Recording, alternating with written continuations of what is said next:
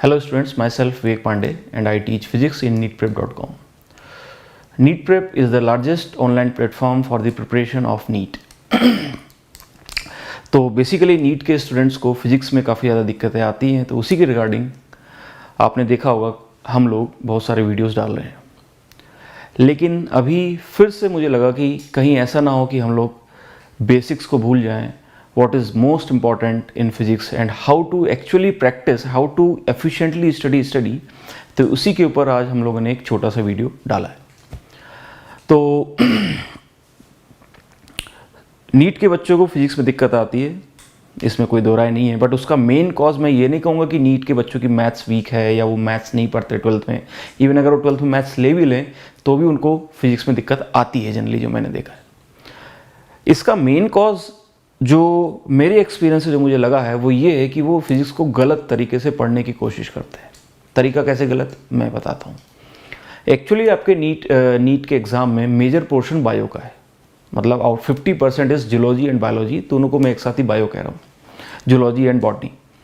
तो ज़्यादातर स्टूडेंट्स क्या करते हैं कि उनका जो बायो को पढ़ने का तरीका है कि वो किताब लेते हैं, किताब को अच्छे से पढ़ते हैं कई बार, उसके बाद उसके स्टेटमेंट से रिलेटेड क्वेश्चंस आते हैं जिसको रिकॉल करके वहाँ पे टिक कर देते हैं और they get good marks in bio.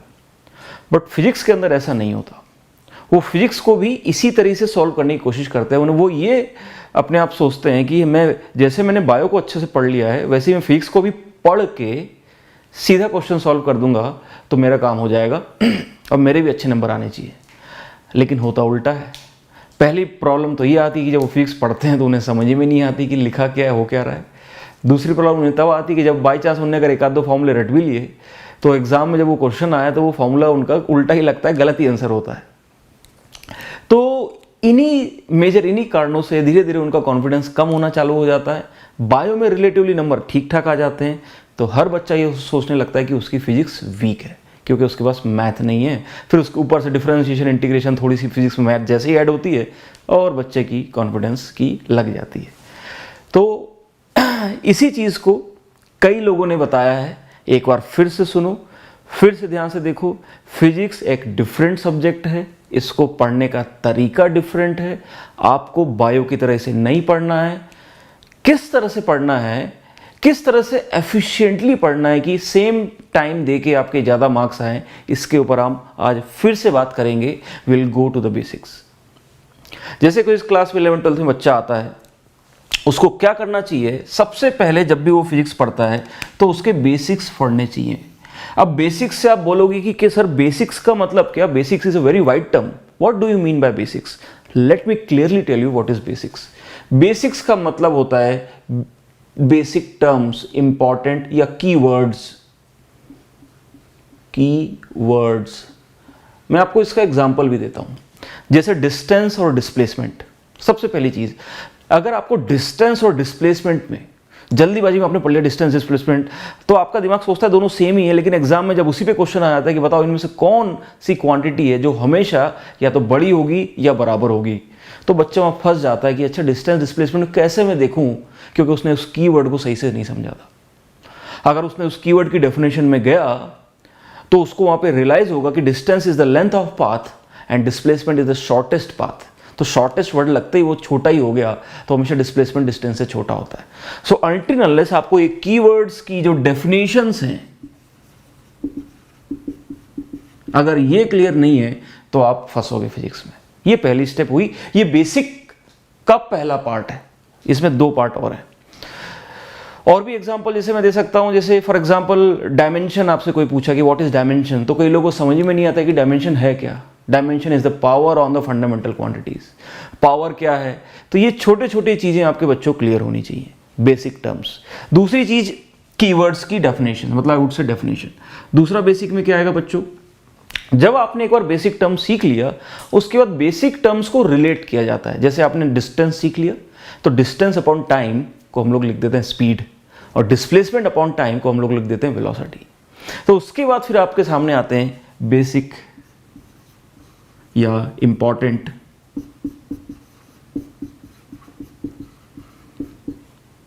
Relations, या फिर इसको मैं कभी कभी डेफिनेशंस भी कहता हूं। क्योंकि आपने डिफाइन किया है velocity as rate of change. जैसे आपके सामने कहीं लिखा हुआ है rate of change of position is basically velocity.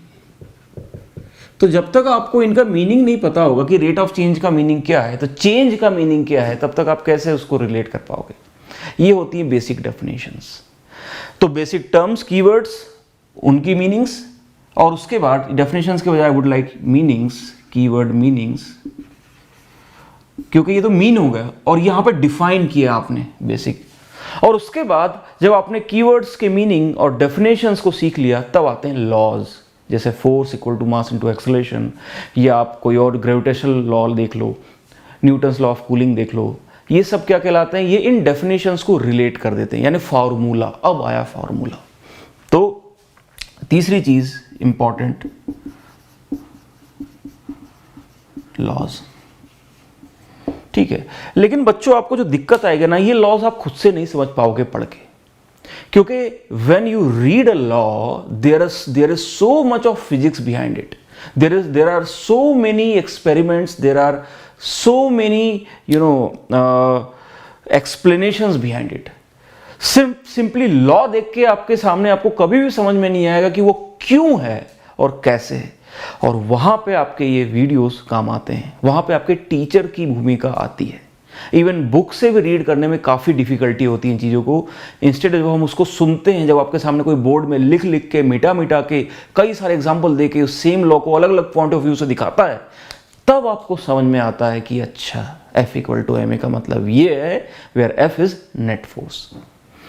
तो यही सबसे मुश्किल आपका पार्ट होता है, जिसको दूर करने का तरीका मैंने आपको बताया कि आपको क्या करना है। कीवर्ड्स ये आप बुक से सीख सकते हो, यू कैन रीड बुक से, केयरफुली रीड करके। ये भी आप बुक से सीख सकते हो। But to explain the law you need a teacher और मेंटर और वीडियोस, या फिर आपका कोई फ्रेंड जो आपको इसको समझा दे। तो यहाँ पे नीट प्रेप का काम आता है। नीट प्रेप की भूमिका ही यहीं पे ही है कि वो इस पार्ट को आपके क्लियर करे। खूब सारे वीडियोस डाल रखे हैं, अलग अलग पॉइंट ऑफ व्यू से, अलग अलग टीचर ने कई बार समझाया हुआ है, तो बच्चे को ताकि वो बार बार रिकॉल होता रहे, याद हो जाए, समझ में आ जाए। ये पहली चीज़ हुई। एक बार आपने वीडियो देखा, आपको समझ में आ गया कि अच्छा ये है मीनिंग इसका, लेकिन समझ में आना भी एक इनकम्प्लीट टास्क है। जब तक आप उसको अप्लाई नहीं करोगे, तब तक वो अच्छे से आपके दिमाग में रमा नहीं होगा, आप भूल जाओगे 4-5 दिन के बाद। तो अच्छे से किसी भी कॉन्सेप्ट को अगर आपको याद करना है, अगर आपको एक्चुअली में उस पर नंबर पाने हैं एग्जाम में, then you have to do little bit questions immediately after learning the topic. जैसे आपने एक टॉपिक लर्न किया, तुरंत उसके बाद उसी टॉपिक पे आपके पास खूब सारे, जैसे ऑनलाइन भी हमारे पास खूब सारे क्वेश्चंस का सेट है। There are more than 1 lakh questions which are based topic wise, and like that you can buy any book in market which are topic wise। तो जो भी टॉपिक आपको तुरंत समझ में आए, तुरंत उस टॉपिक के जाके 50 क्वेश्चंस कर लो 1 घंटे में। मैं इसलिए 50 बोल रहा हूँ क्योंकि आपको एग्जाम में भी 45 करने हैं, तो आपकी स्पीड भी मेंटेन रहनी चाहिए। 50 नहीं होते बट अटेम्प्ट तो कर ही सकते हो। 50 में चलो 30 ही हो पाए कोई बात नहीं, 20 ही हो गए कोई बात नहीं, but you should try aim high. 50 के लिए एम करो 1 घंटे में, भले ही आपसे 10 ही हो रहे हो, लेकिन एक बार रीड तुम मारी डालो 50 को। तो this is important, practice each topic. पहली वाली स्टेप के बाद ये आएगा, it will help you to understand better.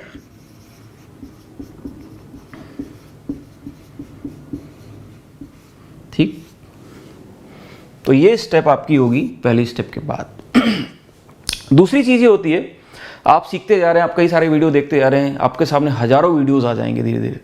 हजारों तो ज़्यादा हो गया, 97 चैप्टर्स हैं, हर चैप्टर में आप मान के चलो लगभग 40 to 50 वीडियोस होते हैं, 10-15 मिनट के। तो हाँ 500 वीडियोस हैं समथिंग। तो फिजिक्स के अंदर ज़्यादा नहीं है, फिजिक्स के 2 घंटे ही मेरे ख्याल से जितने भी हैं लिमिटेड हैं। तो आपको क्या करना है, उसके बाद दिक्कत ये आएगी कि जब इतना सारा आप पढ़ लोगे 11th का सिलेबस, 12th का सिलेबस, तो आप भूलने लग जाओगे। और ये सबसे बड़ी प्रॉब्लम करती है बच्चों को, खासकर जब 12th के वाले बच्चों को, जिनके ऊपर बोर्ड का प्रेशर, स्कूल का प्रेशर, और 12th पढ़ते पढ़ते 11th के टॉपिक्स भूलने लगते हैं। ये बहुत बड़ी मतलब एक चैलेंज है बच्चों के आगे, क्योंकि 12th में उनको 12th का ही पढ़ना है, लेकिन एग्जाम में तो 11th 12th पूरा ही आएगा, और वो भी 50-50% दोनों से आता है। तो कैसे मैनेज करेंगे हम 11th के टॉपिक्स 12th में, वो भी जब बोर्ड का भी प्रेशर होगा और उसके अलावा प्रैक्टिकल्स भी होंगे और 12th का सिलेबस भी चल रहा होगा और उसके बाद 11th को भी पढ़ना। तो इसके लिए बच्चों आसान तरीका ये है कि सबसे पहले आप उसकी सबसे आसान चीज़ करो, वो है टॉपिक्स। 11th के हर चैप्टर और उसके हर चैप्टर के जो इंपॉर्टेंट टॉपिक्स हैं उनको आप ध्यान से देखिए, क्योंकि अभी तक आप प्रीवियस ईयर क्वेश्चन लगा चुके होंगे। प्रीवियस ईयर क्वेश्चन को देख के नहीं लगाए हैं तो प्रीवियस ईयर के 45 क्वेश्चन पर ईयर आते हैं, 10 साल के हिसाब से 450 450 क्वेश्चन है। उनको तो आपको बिल्कुल रट जाना चाहिए। आपको उन क्वेश्चंस में इतना ज़्यादा आपको उनको इतनी बार अटेम्प्ट कर लेना चाहिए कि आपके दिमाग में टॉपिक ही याद हो जाए कि अच्छा न्यूटन्स लॉ ऑफ कूलिंग से आता ही आता है, अच्छा भाई ये इलेक्ट्रोस्टैटिक में डायपोल से आता ही आता है, थर्मोडायनेमिक्स में हीट इंजन से आ ही रहा है लगभग पिछले 4-5 साल से, ठीक है, एडियाबैटिक प्रोसेस से आ रहा है। तो by doing previous year one of the help जो आपकी होती है वो है माइंड मैपिंग। माइंड मैपिंग का मतलब यही है कि आपको पूरा का पूरे जो चैप्टर्स 11 12 के वो आपके दिमाग में मैप हो जाते हैं। You can recall any chapter any time कि अच्छा इस चैप्टर में ये 4 टॉपिक हैं जिसमें इस साल अच्छे खासे क्वेश्चन आए। तो ये एक बार में नहीं होगा। आप ये नहीं सोच सकते कि मैं एक ही दिन में बना लूँ लिस्ट और उसके बाद रट लूँ, नो, दिमाग इतना हमारा याद नहीं रखता है। आपको कंटिन्यूसली एफर्ट्स डालने पड़ेंगे और अपना माइंड मैप एक A4 साइज का पेपर बना के हर चैप्टर के इंपॉर्टेंट टॉपिक्स लिखने और उनके आगे लिखना किस टॉपिक से किस साल में कितने क्वेश्चन आए ये, और उन क्वेश्चन को करना भी ऑफ कोर्स। तो ईच टॉपिक का नाम याद होना जरूरी है। It will help to retain important concepts. ये रिटेन करने में मदद करता है। रिटेन जो भी आपने पढ़ा, मेहनत की, क्वेश्चंस किए, वो याद रहेंगे। अगर टॉपिक्स याद हो गए तो दिमाग फिर अपने आप रिलेट करके अंदर घुस जाता है। एंड लास्ट थिंग, जब आप अगर इन तीनों को सक्सेसफुली कर पा रहे हैं then you are ready to give a test, to give a real test. इतने सारे मॉक टेस्ट हैं, इतने सारे टेस्ट सीरीज चल रही हैं, नीट प्रेप की भी टेस्ट सीरीज चल रही हैं, अच्छे क्वेश्चंस आते हैं उसमें। अब आपको टेस्ट देना है जब आपने ये 3 स्टेप्स अच्छे किए हैं, और टेस्ट आप देंगे तो आप देखोगे कि विराट कोहली घर में कितनी अच्छा खेल ले, आउट तो हो ही जाता है ना कभी जीरो पे भी आउट हो जाता है कभी कभी, और लेकिन ज़्यादा टाइम सेंचुरी भी बनाता है।